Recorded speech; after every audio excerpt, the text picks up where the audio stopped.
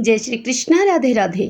भगतजनों, आज मैं आपको प्रदोष व्रत की कथा सुनाऊंगी और इसी के साथ हम जानेंगे प्रदोष व्रत का महत्व, पूजा का शुभ मुहूर्त एवं पूजा की विधि। तो आइए वीडियो को शुरू करते हैं। भगतजनों, आदि पंचदेवों में से एक व त्रिदेवों में से एक प्रमुख देव भगवान शंकर की पूजा के लिए हर माह 2 दिन अति विशेष माने जाते हैं। ये दिन हर माह के हर पक्ष में आते हैं, जिन्हें हम त्रयोदशी तिथि के नाम से जानते हैं। इस दिन भगवान शिव की कृपा प्राप्त करने के लिए प्रदोष व्रत किया जाता है। भगवान शिव के लिए किए जाने वाले प्रदोष व्रत की महिमा उसी प्रकार है जिस प्रकार भगवान विष्णु के लिए किए जाने वाले एकादशी के व्रत से है। भगवान शिव को समर्पित त्रयोदशी तिथि के दिन रखे जाने वाला प्रदोष व्रत शिव के भक्तों के लिए अति विशेष माना जाता है। ऐसे में इस बार 29 मार्च को है यह व्रत। यह साल 2022 के चैत्र माह में पड़ने वाला पहला प्रदोष है। प्रदोष काल उस समय से शुरू होता है भगतजनों, जब सूर्य डूबने के करीब होता है।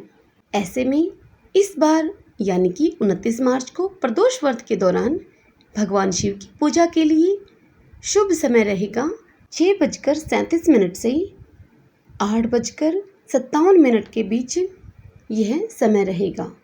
इस समय में आप अपनी पूजा कीजिए।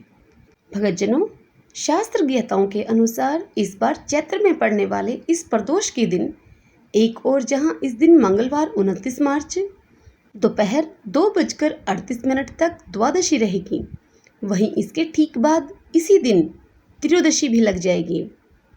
ऐसे में त्रयोदशी अगले दिन बुधवार को 30 मार्च को 1:19 तक रहेगी, जिसके पश्चात चतुर्दशी लग जाने से इस दिन मासिक शिवरात्रि भी रहेगी, यानी कि त्रयोदशी से लगती हुई एक ही दिन मासिक शिवरात्रि भी रहेगी। त्रयोदशी के दिन भक्त प्रदोष का व्रत भगवान शिव शंकर को प्रसन्न करने के लिए रखते हैं। भगवान शिव को प्रदोष व्रत अत्यंत ही प्रिय माना जाता है। हर माह के दोनों पक्षों में प्रदोष व्रत त्रयोदशी तिथि को रखा जाता है। माना जाता है कि भगवान शिव की इस दिन विधि विधान से पूजा अर्चना और व्रत करने से उनका विशेष आशीर्वाद मिलता है। ऐसा करने वाले भक्तों को भगवान भोलेनाथ उनके कष्टों को दूर करते हैं और साथ ही उनकी सभी मनोकामनाएं भी पूर्ण करते हैं। हिंदू पंचांग के अनुसार सप्ताह के वार के अनुसार ही प्रदोष व्रत का नाम पड़ता है। जैसे कि सोमवार को प्रदोष व्रत होने पर यह सोम प्रदोष, मंगलवार को होने पर यह भौम प्रदोष, बुधवार को होने पर यह बुध प्रदोष और गुरुवार को होने पर यह गुरु प्रदोष के नाम से जाना जाता है। ऐसे में इस बार 29 मार्च को मंगलवार होने के कारण चैत्र माह के ये प्रदोष भौम प्रदोष के नाम से जाना जाएगा। आइए भगतजनों, अब प्रदोष व्रत की पूजा विधि जान लेते हैं। धर्म के जानकारों के अनुसार हिंदू धर्म में हर व्रत के कुछ खास नियम होते हैं। ऐसे ही कुछ नियम प्रदोष व्रत को लेकर भी हैं।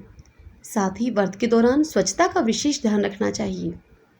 जानकारों के अनुसार प्रदोष व्रत के दिन सूर्योदय से पहले उठकर स्नान आदि के पश्चात भगवान शिव के सामने प्रदोष व्रत का संकल्प लेना चाहिए। फिर विधि विधान से शिव जी की पूजा और अर्चना करनी चाहिए। पूरे दिन भगवान शिव के मंत्रों का मन ही मन जाप करना चाहिए।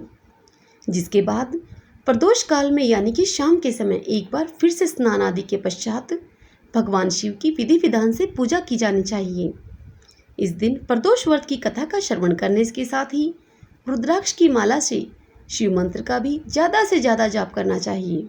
भगतजनों, ऐसी मान्यता है कि भौम प्रदोष व्रत को विधि विधान से करने से व्यक्ति के जीवन से जुड़े हुए सभी कर्ज दूर हो जाते हैं और शिव की कृपा से उसकी आर्थिक स्थिति मजबूत होती है। प्रदोष व्रत वाले दिन कुश के आसन पर उत्तर पूर्व की दिशा में मुँह करके भगवान शिव की पूजा करनी चाहिए। कहा जाता है कि प्रदोष व्रत वाले दिन भगवान शंकर की पूजा में ओम नमः शिवाय मंत्र की माला जाप करने पर विशेष फल मिलता है। इसलिए प्रदोष व्रत वाले दिन जल अभिषेक के साथ ही ओम नमः शिवाय का जाप भी करते रहें। साथ ही भगवान शिव को बेलपत्र, गंगा जल, अक्षत और धूप दीप आदि अर्पित करें। मंगलवार के दिन आने वाले प्रदोष व्रत को मंगल प्रदोष या फिर भौम प्रदोष कहते हैं। इसकी कथा इस प्रकार है। सर्वप्रथम सब बोली गौरी शंकर भगवान की जय। ओम नमः शिवाय। एक नगर में एक वृद्धा रहती थी।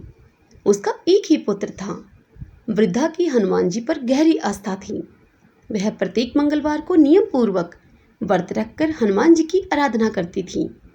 एक बार हनुमान जी ने उसकी श्रद्धा की परीक्षा लेने की सोची। यह सोचकर हनुमान जी साधु का वेश धारण करके वृद्धा के घर गए और वहां जाकर इस प्रकार पुकारने लगे।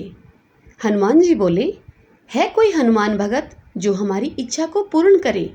यह पुकार सुनकर वह वृद्धा अपने घर से बाहर आई और उसने देखा कि उसके द्वार पर एक साधु आया है। वह नज़दीक आकर उन्हें बोली कि आज्ञा महाराज। हनुमान जी वेशधारी साधु के रूप में उसे बोले कि मैं भूखा हूँ, भोजन करूँगा, तो थोड़ी जमीन लीप दे। वृद्धा द्विधा में पड़ गई। अंततः हाथ जोड़कर वह बोली, महाराज, लीपने और मिट्टी खोदने के अतिरिक्त आप कोई दूसरी आज्ञा दें, मैं उसे अवश्य पूर्ण करूँगी। साधु ने 3 बार प्रतिज्ञा कराने के बाद कहा, तू अपने बेटे को बुला, मैं उसकी पीठ पर आग जलाकर भोजन बनाऊंगा। यह सुनकर वृद्धा घबरा गई, परंतु वह प्रतिज्ञाबद्ध थी। उसने अपने पुत्र को बुलाकर साधु के सुपुर्द कर दिया। वेशधारी साधु हनुमान जी ने वृद्धा के हाथों से ही उसके पुत्र को पेट के बल लिटवाया और उसकी पीठ पर आग जलवाई। आग जलाकर दुखी मन से वृद्धा अपने घर में चली गई।